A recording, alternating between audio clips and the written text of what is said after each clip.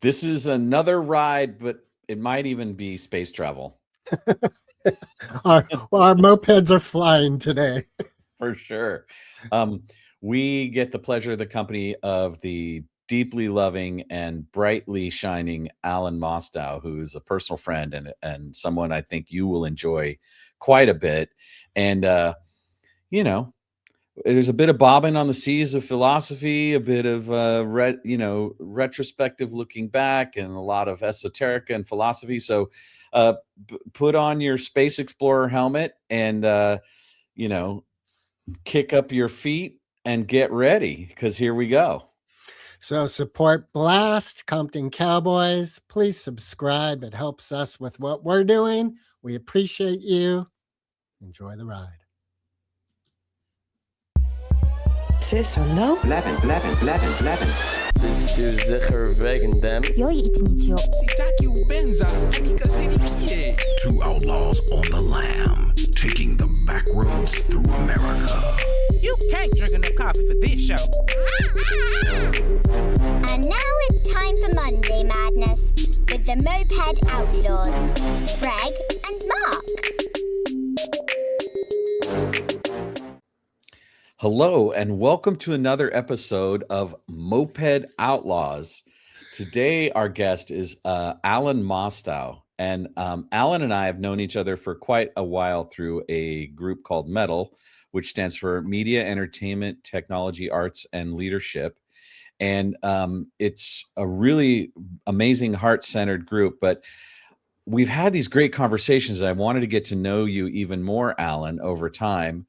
And I'm so glad we finally have this opportunity to get into the depths of it. Welcome. Well, I feel welcomed and welcome aboard is what you might say. Yeah, welcome aboard. We're going to fire up the mopeds and take a ride. Three people on a moped has got to be pretty impressive. Well, we all got our own. We're not in Jakarta? Isn't it in Jakarta where they have like 10 to 15 people? Stacked along with a few bushels of hay. Right. You can move a whole lumber load on a moped if you decide you want to. And then as soon as you mentioned we each had our own, suddenly mine is developing some style and some fairings and some afterburners and all sorts. Oh, nice. I thought you were going to go the realm of, what was it, the mods from Quadrophenia? The Mons, is that like the monad? The monad comes to mind. No, not at all related. No, the English culture that happened in England with, they had all the mirrors and stickers. And did you ever see the Who's film Quadrophenia? Oh, it wasn't really. Not another lifetime, but in a younger iteration of myself. It's familiar, but not from having seen it. I've heard about it. And when you mention Mons, then Le Mans also comes to mind with the moped and travel. I wonder how fast these mopeds would go through Le Mans. They'd probably be front runners. Yeah, they would. So mine would be painted sort of like the Porsche that from 1968 that Janis Joplin had. Right. And it would probably have a couple of black lights next to the headlight, so that not only was there a headlight, but there was like black light that's always going out. And I would not wear a helmet unless I absolutely had to. How about you guys? Greg, would you want to wear a helmet? Gosh, that's a great question, because what I wouldn't want is to be wasting time with some highway patrolman that pulled me over because I didn't have a helmet on. But I would say I would have a helmet, but it would have an outlaw stance to it. And whether I had a helmet or not, there would be a heads-up display. Got it. So you could display? Heads-up display, like in a fighter pilot. Okay. Right. Nice. And so how that would, whether it be writ right to my retinas or whether or not I would just conjure it up, or now I understand that there's been some research reaffirming the fact that the past, present, and future are all connected. They're all happening simultaneously, which is where quantum goes if you get too far into it. Well, And or where far enough. spirituality goes with So speaking of wild travels, you mentioned in the pre-show that you had just come back from a trip to, was it Morocco? and Well, Jordan. it was Morocco in October, and I actually turned 80 in Marrakech. The Wow. tour I was on was a UCLA alumni, 20 people on a trip, my wife and I. And in the middle of it, I realized that on October 14th, I was going to turn 80 as we arrived in Marrakech. And Mm. so that was memorable. And suddenly the Marrakech Express song came to my mind, and then that was noteworthy. But in January, I was in Jordan with this metal group that Mark referenced, with 20 folk there, uh, which I was fortunate enough to have the wherewithal to go do. Uh, so came back from two very remarkable trips, and I must say I look good on a camel, riding a camel in the desert, or a donkey, or a horse, which I had the occasion to do on these trips. But no So mopeds. no, no, those would probably be for Indonesia or for Thailand but I haven't gone to either of those places yet. But no mopeds. So what did you find remarkable about Morocco? Did you go to Tangier? Uh, Went to Casablanca, to Rabat, to the Sahara, to the Atlas Studios, which was a movie studios in Morocco where they shot some significant films, actually, that not the names of which don't come right to mind. But there was a hotel we stayed in at one spot full of the props and memorabilia of these, fantastic desert films that have been shot there. Uh, and the uh, the Berber culture in Morocco, which sustained. It wasn't just overpowered by the French colonial influence. So signs there are in Arabic, English, or French rather, and Berber. So that Berber Bedouin-ish culture has sustained itself significantly, which was impressive. And the group of folk that we were touring with were all uh, contributed to the good time engagement that we had. Not as much as the trip to Jordan, though, which everyone there agreed that if any one of us weren't on it, the trip would not have been as fulfilling. So not only was the floating in the Dead Sea, or swimming in the Red Sea and the desert and Petra, everything in between, but the people that were engaged and on the trip really served to make it special. Mm. What do you think is the ingredients? Like if you were looking at a spice rack, and what is it that's being brought to a group? So you have all these characters and egos. What is it that creates what you just spoke of like, what a great trip? Well, everyone seemed to, from my own vantage point, to pierce the illusion of separateness. That was my look, but everyone else seemed to also view themselves in each other, and brought their individual egos and personalities, certainly, but all with a sense of enjoyment and appreciation of self and other. And I was, go ahead. Well, all right. So you said the illusion of separation. Mm-hmm. So then the three of us are here and we could have agreement that we are one, that what Mm-hmm. this current experience being recorded is a co-creation of oneness. Am I just, it sounds like me talking. Well, Well, I'm we're all mirrors of each other in Well, for oneness, right? sure. And in point of fact, we observe each other into existence, each from our own unique perspective. I mean, and that's in fact what I'm coming to understand more completely, the role of this remarkable human construct that's through all these amazing equilibriums, both outside of our bodies and within our bodies, that combined conspire, if you will, to allow consciousness to exist. And so we, in fact, process all of this input, both from without and within, and create a consciousness that allows us to experience each other and, in fact, observe each other into existence uniquely. And you guys seem to be, tuned into that. My intuition says that, and I know that certainly from Mark, from my experience with him. But you guys must have a lot of fun observing each other into existence. We do. I do. Yeah, we have a lot of fun for sure. And sometimes it's not always fun. And then what I love about those times when it's not fun is how our hearts always lead us back to this idea of what could be the joyful way forward, right? And in this sort of interesting mystery school of life. One of the things I wanted to do, Alan, is sort of get into a little bit of history with you. I know that you joined Capitol Records in 1969, which is a powerful period of transition. How did that period of music influence this awareness kind of that you're talking about now, this esotericism?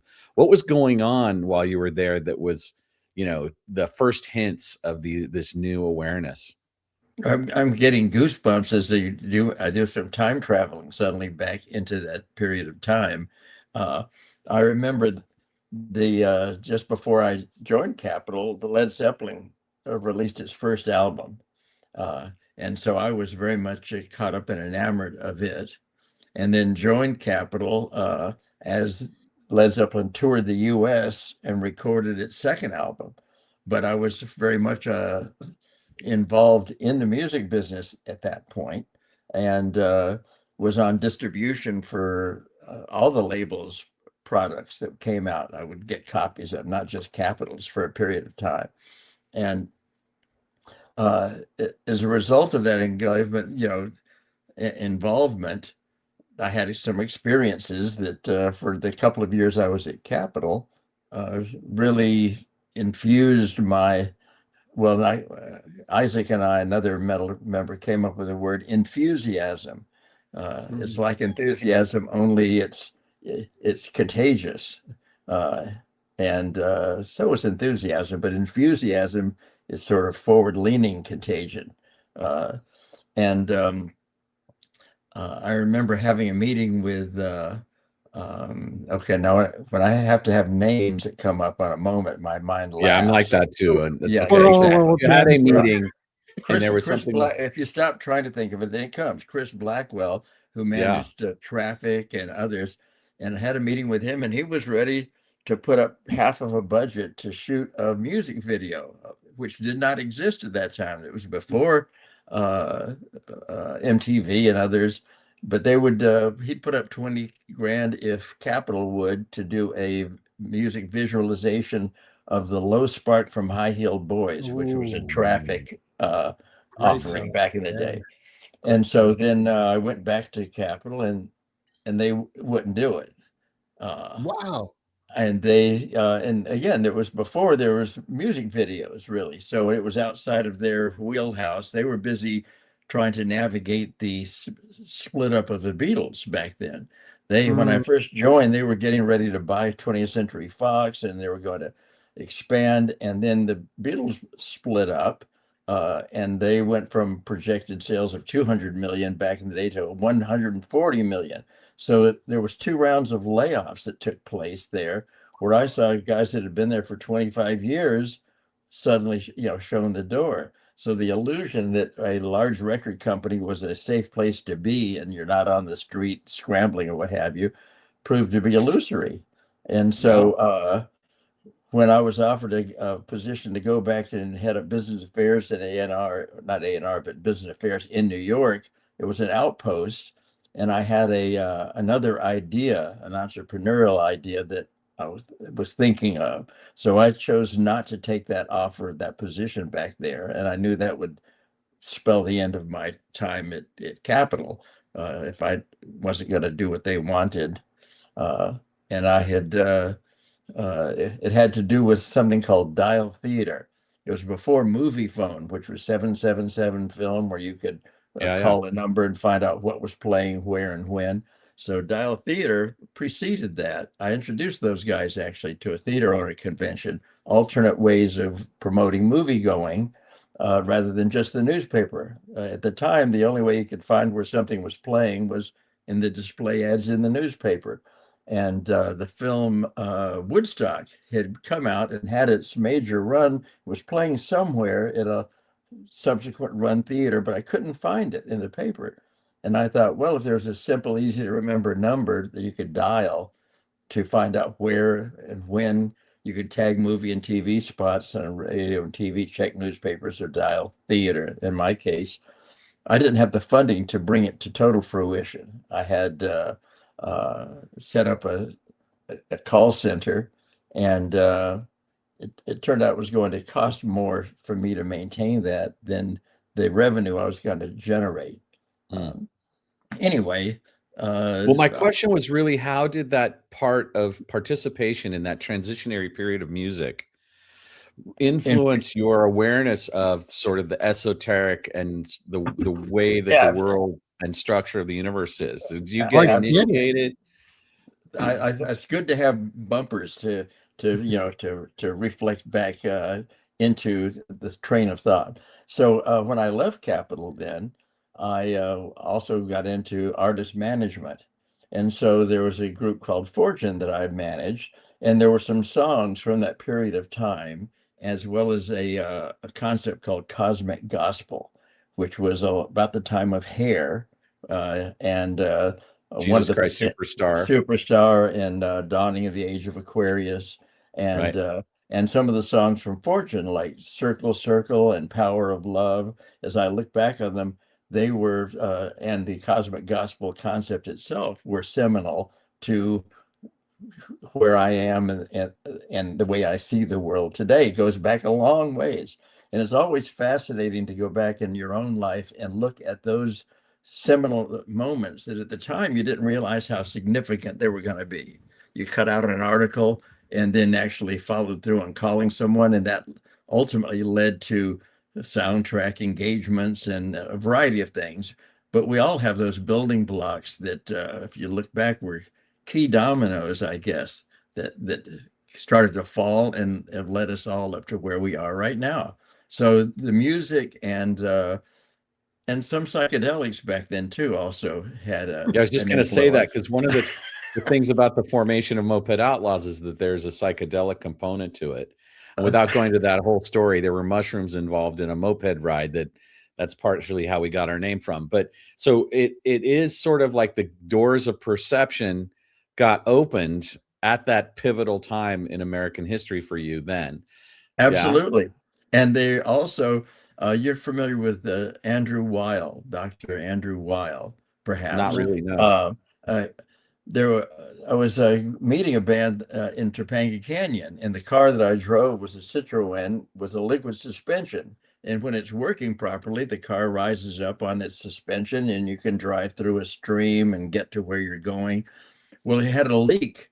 And so all of a sudden this car flattened out and suddenly was very close to the ground, could not navigate its way out. So I had to call AAA. So instead of lamenting that, I started looking for what I was going to discover. So I walked to a store that had a news rack in it and a Psychology Today article by Andrew Weil about the natural mind. And it dealt with the role that psychedelics can play to help fulfill or trigger an innate desire for humans to expand their awareness. And it went through the various drugs, many of which that I've enjoyed. But the net of it was better to find this path naturally, not necessarily to utilize those substances, and saw them for what they were, a sort of a precursor to your own self-development. So that was similar back there. And Andrew Weil was a very, so technology reaches in, it says potential spam. And so I'm able to click on and get rid of it. And So Yes, the and end we've of the, been spammed, and Andrew Weil led you to this idea that there were further ways to look into this, right? That it absolutely. wasn't just the psychedelic gateway, there was Hmm. other ways, Hmm. and those started showing up, I would imagine, more and more in your life. With yes, they did. And then so the friends that were I was involved with Cosmic Gospel brought me to a temple or a site of ageless wisdom called the Builders of the Adytum, which is a Western mystery school of ageless wisdom. It was the temple of the Tarot and Kabbalah. And when I first walked in the door, here are these large major arcana of the Tarot around the sanctuary, and my first reaction was, I don't know. Witchcraft. What is this? But I happened to be reading a book by Maxwell Maltz called Psycho-Cybernetics at the same time. Just happened to be reading it at the same time, which said essentially, don't reject the unfamiliar just because it's unfamiliar. So I didn't. And as a result, this was 52 years ago. I'm still involved with that organization. For the next 15 years, I took the lesson series, but never, went back a few times, but didn't really go back on a regular basis. But I was infused with the information, the insights of all spiritual paths, actually. There was no exclusive, only through us will you achieve your own sense of at one with the divine. There are many paths. So I liked that part about it. It wasn't the my way or the highway mentality. Uh, so that was seminal back then. And what's next? I noticed on your YouTube channel, you have a video of, Oh, I'm guessing it's your mother who's in a place of transition. This person who maybe it's not your mom, but this elderly woman is that's her. soon to be okay. And you mentioned you just turned 80, which I'm 63, and I'm looking at, okay, I'm in the final chapters of my life. And I'm More like wondering, the mid-range, more like the mid-range. well, that's very kind. We'll see. It's like the weather. You never really know for sure. What does this aspect of transitioning out of these physical bodies, what is it bringing insight to you now at this place in your life? Well, that brings it all home into what there's certainly less time ahead than there was behind. Uh, so if I was halfway there, being practical to think I'm going to live to 160, but the idea of however long it is, I've seen that when people start to hit 80, a lot of people start to drop like not like flies, but it's towards the tail end. And others, carry on until their 90s and even 100 with a remarkable coherency.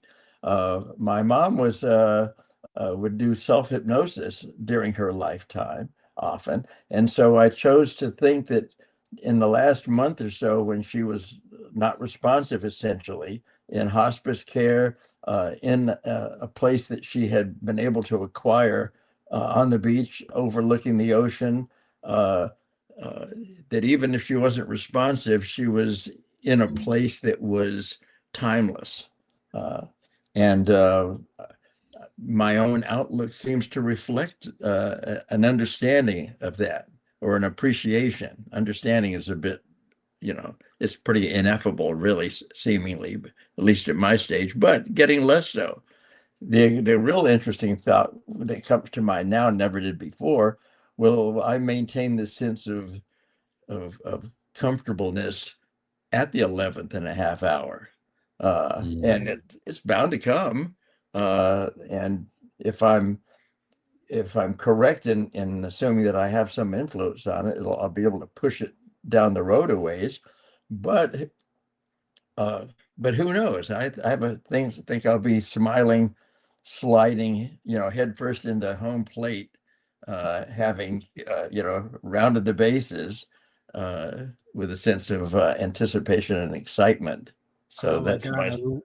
I love that analogy. Of that is a great analogy for leaving this planet. And Sliding in. sorry to interrupt, but I tend to Sure. do that. My day-to-day outlook now is fueled by a concept of every day it's one thing after another, each one better than the last. Oh, that's Wrinkles great. come up that have to be inevitably, they have to be ironed out. So you appreciate the now and know that our superpower is adaptability, and to be adaptable to whatever the now presents gives you the confidence that you will have what it takes to do what you need moment to moment, and they'll ultimately fall in line with the idea of one thing after another, each one better than the last. And this So thing now, the Moped Outlaws are certainly part of that one thing after another, each one better than the last so far so today. the psychocybernetics talks about the breaking down of the addiction to the comfort zone. And you just talked about wanting to experience comfort as part of the process that you're unfolding at this level of your life. And it seems a little bit antithetical. Like my sense of you is that you would actually prefer it to be continue to be an adventure, Well, albeit not one that's very painful, right? well, things happen. How you and things inherently don't have goodness or badness to them. We apply a meaning. So if we are adaptable and can sometimes it can be very uncomfortable, but you can realize that you can learn more from those periods of time than you can when things are just sailing along easily. So if you can find comfort in intestinal distress and realize that it's going to give you some insight and maybe learn why, or physician heal thyself could take place, rather than, oh my, what's going to happen next, is another way that a lot of people engage with the unfamiliar. So as long as I can sort of keep that outlook up, it seems to continue to be working. Yeah. And the So, sense of, anyway, uh, I don't want to monopolize this very fun well, engagement. that's why you're here, is to Oh, not necessarily monopolize, but we want to hear from you the deepest secretive insights and heartfelt well, meanderings. that's why this is an interview, not Right. an It's not Ooh, a not an interview. It's an interview. right. yeah. Exactly. Right. Yeah. Right. So in the infinite now, we find the possibilities of non-linear life, like this whole idea of focusing in this moment while we're all still strong and breathing and not suffering at a great deal on what might happen in the future when we are leaving the body. Hmm. Let's tune back in for a minute about what was those 15 years of working with the documentation like? What were the things that you learned while you were doing those workshops or doing the homework that Well, you the got? lesson series that came, that signed up for them, and then they would come every 2 weeks or every month, and it'd be a number of pages with different topics. There'd be astrology, there'd be color and sound, there'd be the nature of consciousness, the frequencies that are within and behind the physical plane of existence, which we have now, which and the interconnectedness in a frequency sense of this illusion of a physical world. And so I uh, received insights back then that sort of set the stage for subsequently, but starting to become aware of quantum physics, or the quantum realm, which has surged to the forefront now and seems to, if not undermine, uh, uh, rattle the Newtonian physicists who are very physically world oriented, and Yeah, linear realize, cause and effect happening in a sequence as opposed to having an interrelationship to each other.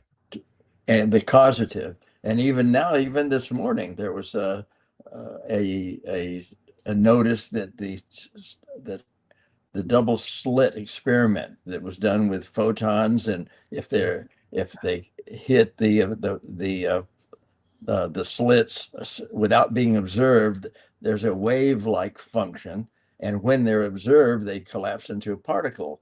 And so reinforcing my understanding that everything that exists is theme and variations of the sun's energy, electromagnetic energy vibrating at different levels. Our thoughts are vibrating far faster than the chair I'm sitting on.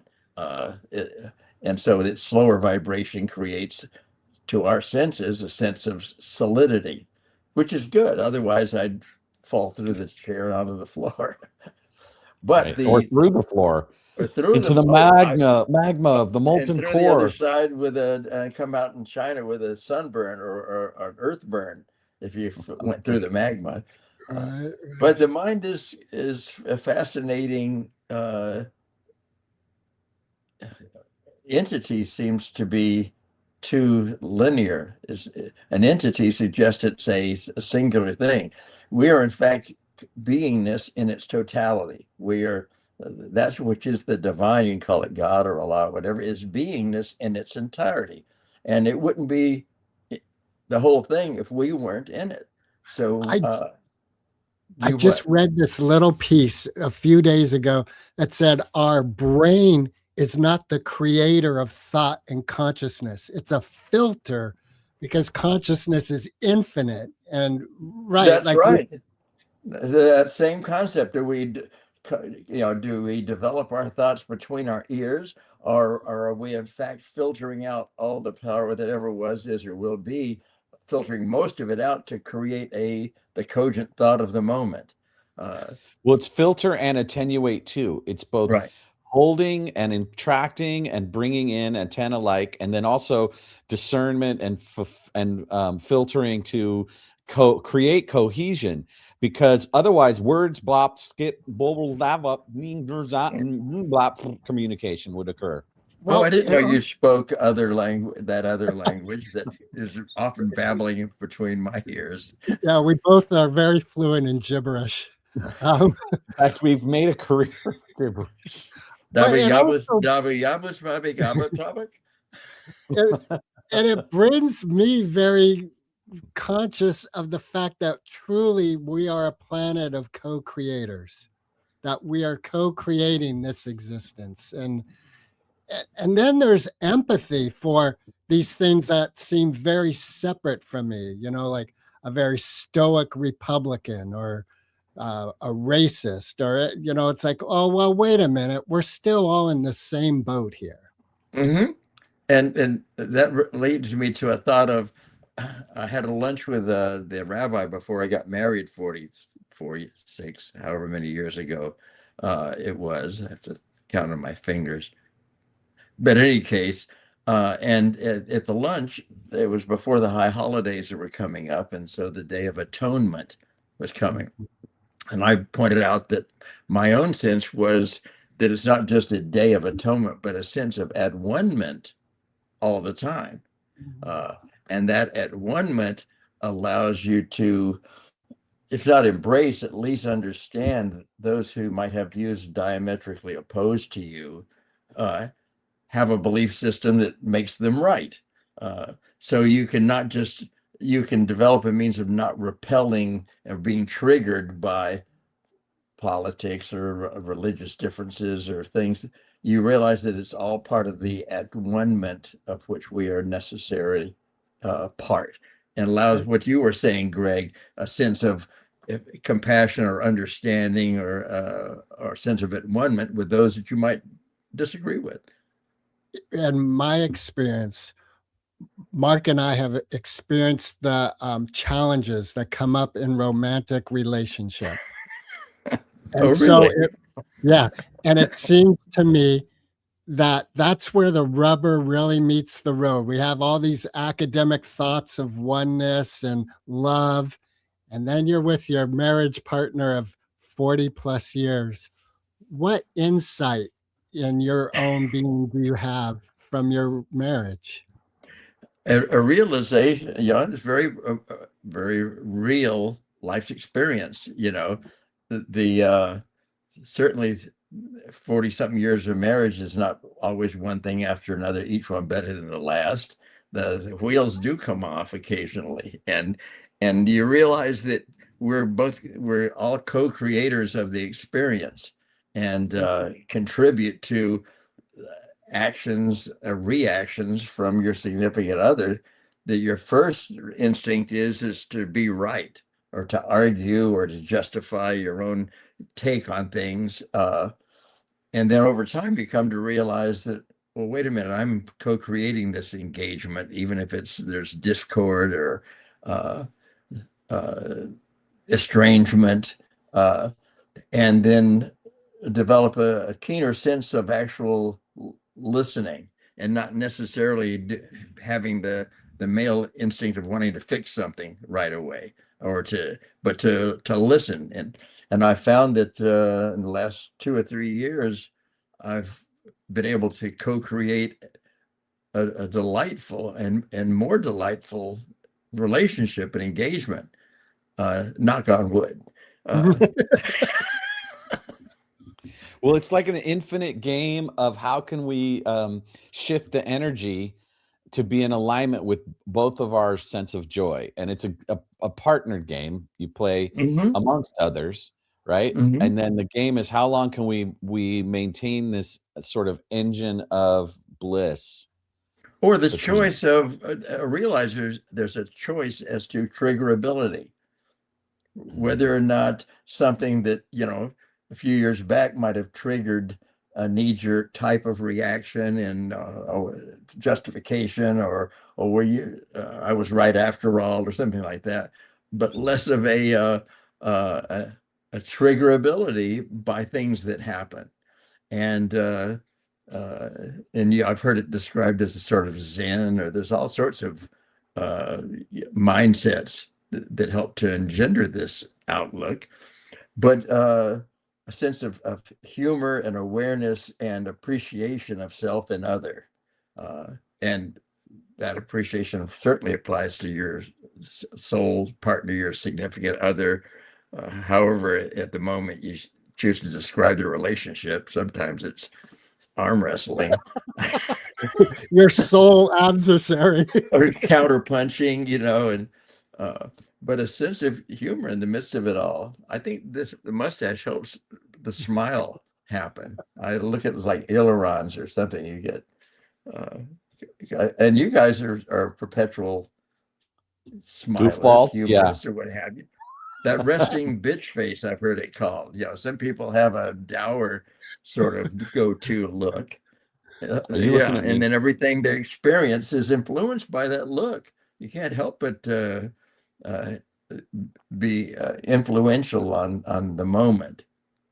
But we have our judgment about that face. I was just listening to a stand-up comic who said you could have someone in the audience and they're just there with a stoic look, and they come up to them at the end of the show and go, "That was great. We loved that." You're like, "Well, okay, you seemed like you were angry through my whole set," but that's what you saw. Well, that's why when you have a sense of loving your neighbor as yourself, there's all sorts of aphorisms that help to, as a man thinketh, so is he, and that come to mind that had an inner meaning that goes beyond just the surface words. So I found that virtually inevitably you could be walking along and acknowledge someone or say hello to them, whatever, even if they seem to be, in their own worlds. And sometimes they are listening to earphones you don't notice, and that's why they seem so introspective, but they respond positively. I'm wondering, I was raised with Judaism and Christianity. My mom was Catholic, my father was Jewish. And so Western spirituality is very deep in my thought process. And I'm wondering if you could shine any insights to some core elements. Like I just, again, recently heard someone say, original sin, that wasn't the original sin. The devil was in the Garden of Eden before anyone ate an apple. So do you have some insight from your experience and study that can help unravel some of these negative trains of thought that have been so deeply embedded in Western spirituality? Well, the organized religions often create uh, a desire or to that in order to experience your own sense of divinity, you have to come through them, and their dogma is more interested in perpetuating itself and their role as being the intermediary between you and the divine. Um, so that sense of at one-ment serves to step past the individualistic role models that society gives us. I had a cogent thought back at the beginning of when I was starting. It'll come back to me. But your question again was, say it again. See if you can remember how So you posed I'm it. wondering if, with your studies and experiences, do you have any insight to help unravel this rat's nest that's deeply embedded in some of what I see as the negative thoughts in Western spirituality? Well, the core of all of the belief systems is similar, very similar. The love of self and the sense of self going beyond the individual egoic self, uh, and the idea of a singular consciousness, beingness in its totality, is really what exists, and it's manifest a variety of ways. So my own family also was a combination of Judaic, Christian, even Muslim relatives. And at the core of the belief systems is the unadulterated sweet spot, so to speak, of self. And most of the organized belief systems create the idea of sin and redemption, and you have to navigate the dark side. And in point of fact, that which is the divine is both the light and the dark. You have, if you can appreciate the role that both play in beingness, then you don't automatically see things in terms of well, I'm right and you're wrong, and you that helps you navigate with a sense of both humor and self-deprecating humor, as often as not, uh, with the different belief systems. And when they really reinforce the idea of evangelizing their own take on things, in order to get to the divine, you've got to come through our way. They're just ignoring the underlying unity of creation. With builders of Aditum, did you find that that wasn't the case? That there was a kind of allowance for the mystery to unfold within the person as opposed to within the structure? Totally. There was no proselytization.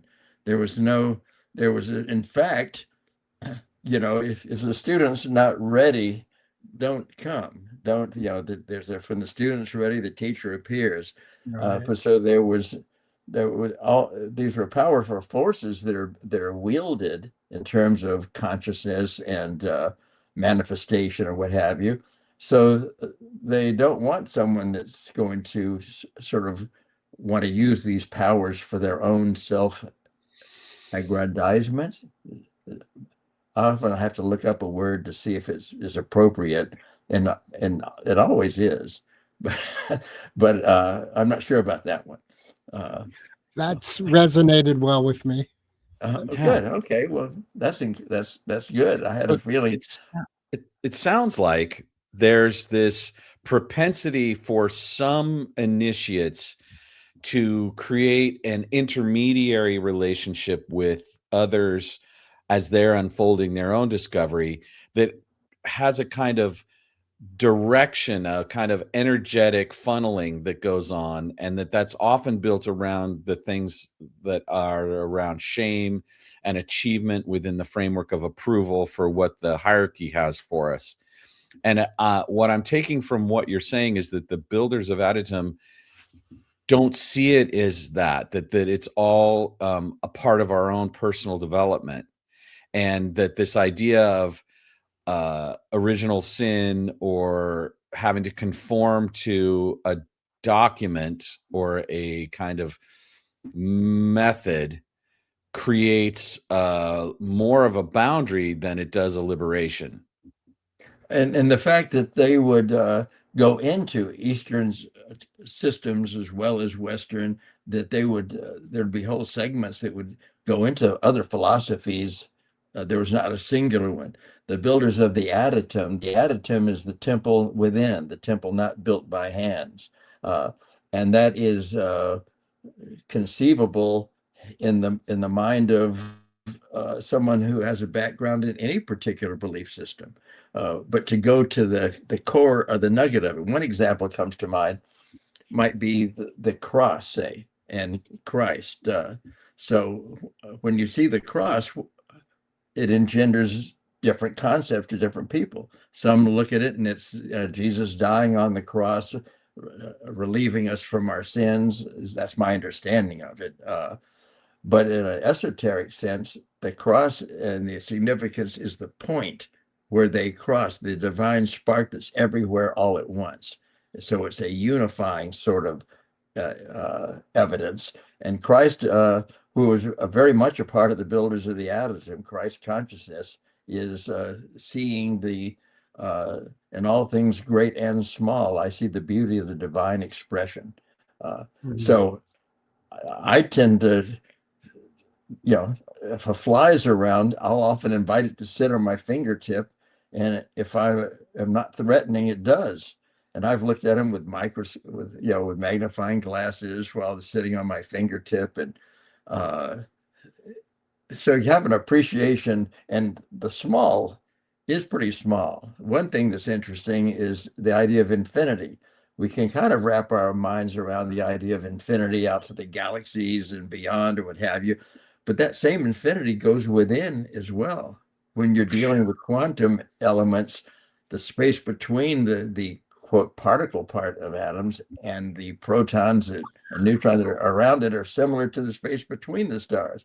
So that's tougher to get our mind around, but it's part of the field of energy that's everything, everywhere, all the time, that our conscious mind can address. The subconscious is totally amenable to suggestion.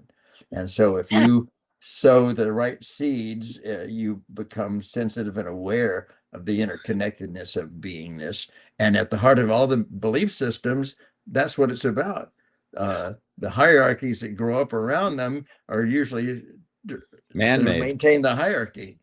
Yeah, they're built by the people, not necessarily the spirit.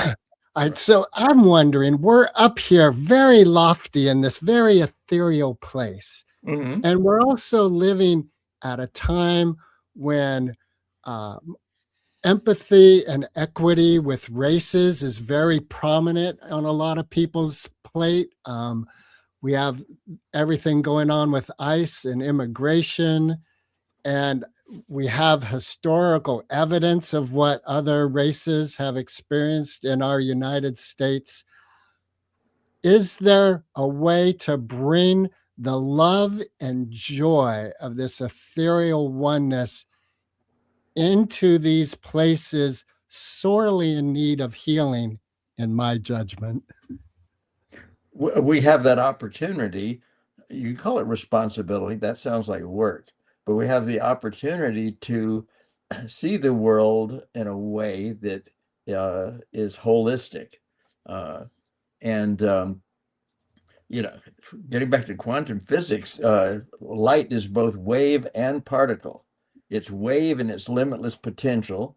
So until we observe it, it doesn't collapse into the car that's parked right next to me, or the phone or the computer. By observing light in its waveform, we adapt it into the particle manifestation of our life's experience. To thine own self be true, I guess, is a way of influencing the broader self, which is everyone and everything else, and not to be too hand-wringing at the chaos that's going on, And if you're fortunate enough not to, be at the receiving end of ICE's attention, all the better. But we can't wave a magic wand necessarily and suddenly have everything change. But we have more influence than we imagine, I think, on the all in all, if we maintain and see the world a certain way. And then you start to see evidences of it. I mean, even this morning, sometimes you say a proof of life, you have to show the person holding up a newspaper of that day to prove that they're actually alive. This morning, there was a Supreme Court decision that suddenly rolled back the capacity of the executive branch to do everything it wants when it wants in terms of tariffs and such. So that was an encouraging role of the three branches of government supposedly keeping the wheels on the bus, so to speak. Right. Be right back. Yeah, it's interesting you bring that up because I noticed that resonated with a lot of people this morning. It popped onto the morning news show, suddenly breaking news. And the role of breaking news usually is an attention getting and a stickiness thing that all the news is doing. Everything starts with breaking news. But the fact that they cut into the regular broadcast with a very, red colored announcement. And so it did attract my attention. And it was some breaking news that was better by my interpretation. I'm sure there are some folk that feel undermined by that balancing that the Supreme Court has done, and whether or not they had have a game plan to try to navigate through it to their own ends remains to be seen. That's what I am interested to see how our president's public voice is in reaction to this news item. I'm wondering, I'm seeing this painting behind you. And again, from some brief looking at videos and stuff, it seems like beach culture is very much a part of your being. Well, it's true. My wife is from Trinidad. She's came to the States at 12, 13, 14, I guess. And so grew up in the Palisades after some time before that. But so she's an interesting blend of an island purity, I'd have to say, and simplicity. Yet she's managed major recording artists, and she's familiar with the world that we live in significantly, and is a wonderful balance of the two influences. Certainly a good balance on my influence. Her admonition to me is, well, go have fun, because she's traveled around the world enough where she'd rather stay at home a lot now, with the grandkids or what have you. But I'm going to go to Freddie's show this evening, or Sunday night at Vibrato, as I'm wont to do, and we'll go and have fun. And then go ahead. Question. So is there a religion or spirituality of the beach that you feel in your body that is a part of oneness and consciousness? Absolutely. The painting behind me was interesting in that it was done by a person, a guy, Rada, R-A-D-A, and he had a double long trailer, a full Winnebago type trailer with another one attached behind it. Wow. That he was parking on the street in front of the house that we lived in for a year or two while our house was being rebuilt. We had a fire, and we were fortunate in that insurance paid for that place we lived in and the redoing of our place. And we're back in here now, amazingly, a year later. But he was out front, and he's his wife is Russian, uh, and his ethnicity is somewhat similar, but other neighbors didn't like that big vehicle parked on the street, and he would have to move it occasionally. But he and I hit it off remarkably well, and it was fine for me. But he did, as a testament of the time that we did share some things together, he painted that painting, which is very much reminiscent of the beaches or in Trinidad, and other environments that have a coastal. So I guess the answer is that there's a real nurturing aspect of where the solid land meets the ocean. And it's a period of give and take and change. And so it's emblematic in my own mind, now that you've mentioned it, of how I do appreciate that. Wave meets particle. Well, how about that? That's brilliant. Yeah, that's brilliant. Here, high fives. Or put your hand on the screen, and heal. Do you believe? I do. Yeah. Wave does meet particle, and you were some mighty fine particles, I have to say. And I had no anticipation of all that we would get into. And it's almost like the Council of Elders at Metal in the morning, after 30 minutes after the official hour has gone, there's still some guys on. And so the parting thing is to be continued. Mm-hmm. Yeah. Yeah. I've loved hearing all about these different intersections of thoughts and things as we've gone through this conversation. And I get the impression that there is so much more, right? And that's part of the infinite now. Every vector presents another million vectors of insight and shared joy and inquiry. And I'm just always in the awareness of a kind of warmth that has that's the part of the quality of being in your presence, Alan. And my sense of you is that you've cultivated that at any moment in life where that wasn't available to you, you were in the question of, well, how do I get back to, or how do I re-engage with this sort of sense of at one-ment? And Bota has been a significant piece for you for that. And I'm just wondering, like, what other things are the ways that you create coherence around yourself at this point?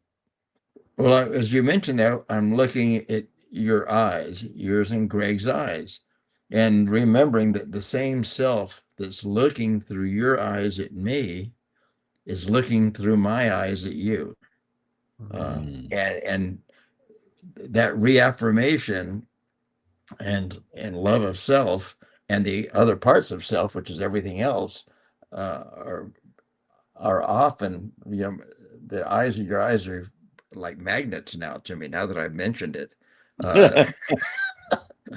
And so in the midst of whatever's going on, that reminds me of that interconnectedness.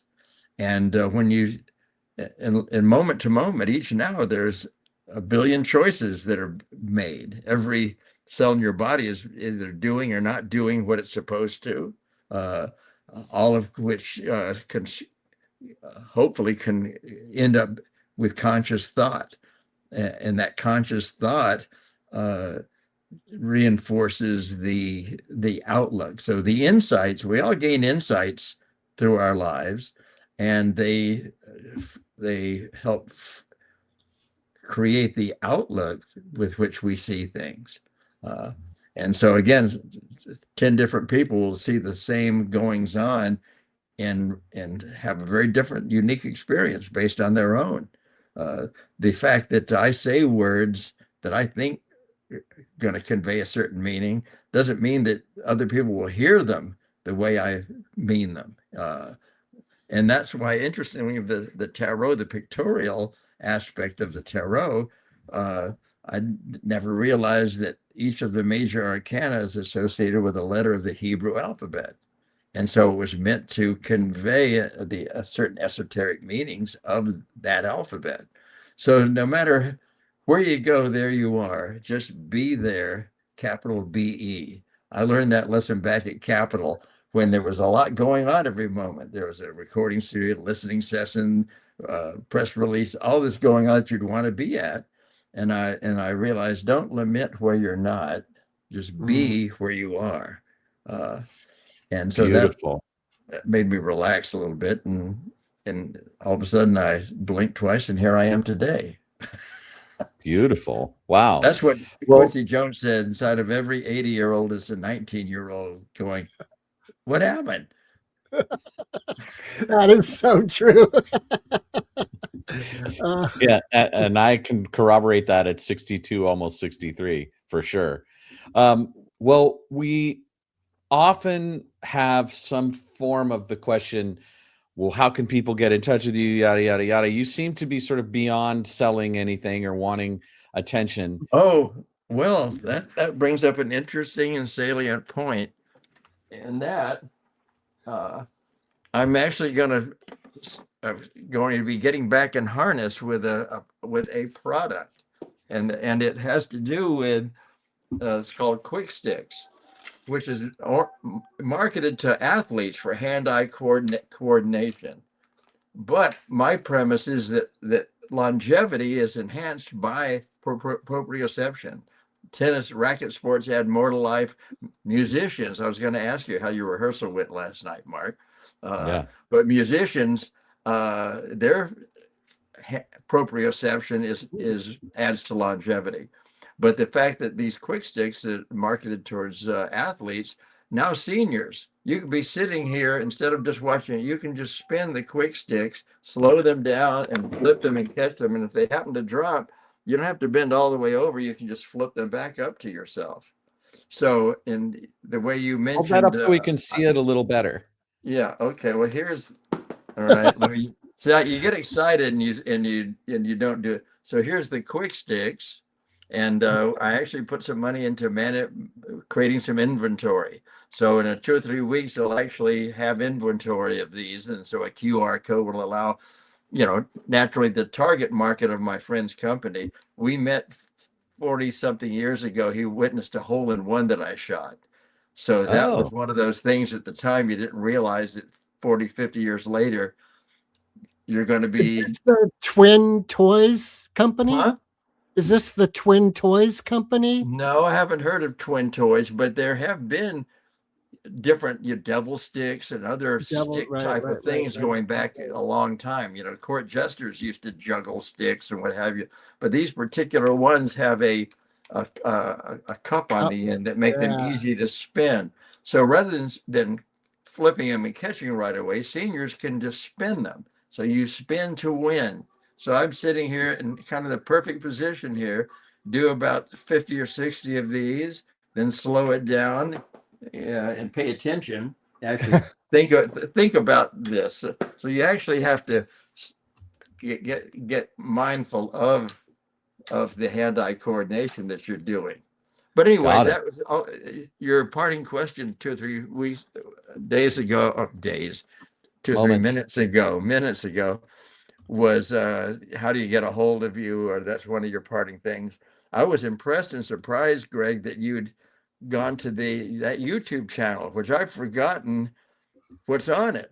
And I happened to look at it myself and realize there's all sorts of things that I put up on it, both personal and business wise, that I forgot existed there. Yeah. So I've never had an ongoing social profile particularly. I mean, you have to have these things, but I never posted on them. And I've done a couple of things recently that I didn't realize where they would go. And my son, suddenly got back to me, why did you post that on Facebook, this, that, and the other? And I didn't realize where it went when I posted just a picture, I thought, but it was more than was going to be, didn't know it was. But in any case, I'm around. Got it. Can be reached. You can be reached, and we will do our best to provide portals of discovery for you as part of what happens with the distribution of this. And be sure and send me any particular ones that are relevant to you, like your Instagram page or your Facebook page, and we'll include those in the Oh, show notes and goodness. the various outreach. Oh, And we usually wrap up our conversations with a particular question. mm. And for someone who's been part of music and part of artistic expression at the level you've had, I'm very curious about what your answer will be. And we ask everybody this exact question, just as you're about to get it. So hang on to your hats, folks. Here it comes. Greg? Eminem or Foo Fighters?